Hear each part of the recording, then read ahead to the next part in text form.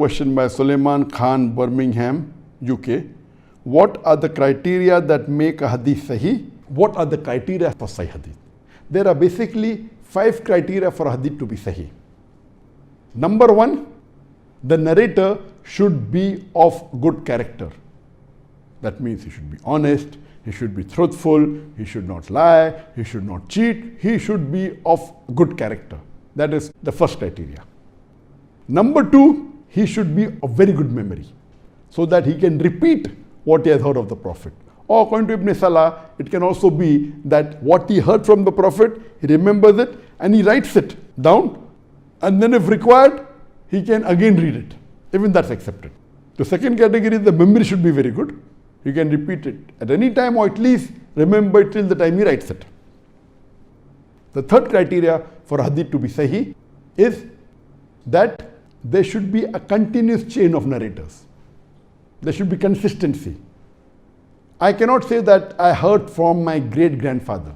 If my great-grandfather died before I was born, how can I say I heard from my great-grandfather?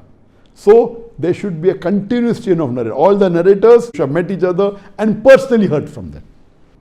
The fourth criteria is that there should not be any flaw. I'll give you an example of a flaw.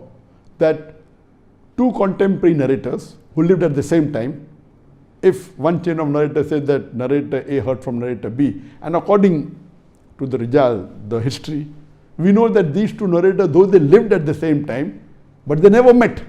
So how can narrator A heard the hadith from narrator B when they did not meet? So this is a flaw. So there should not be any flaw. And the 5th criteria for hadith to be sahih is that it should not contradict with any other sound hadith. Any other hadith which is sound, which is sahih, if it contradicts, then it is wrong. So it should not contradict with any other sound hadith, any other sahih hadith or hasan hadith. So there are basically 5 criteria for hadith to be sahih. Number 1, the narrator should be of a good character. Number 2, of good memory. Number 3, there should be continuity in the chain of narrator. The sanad should be there. Number 4, there should not be irregularities or flaws. Number 5, it should not contradict any other sound hadith.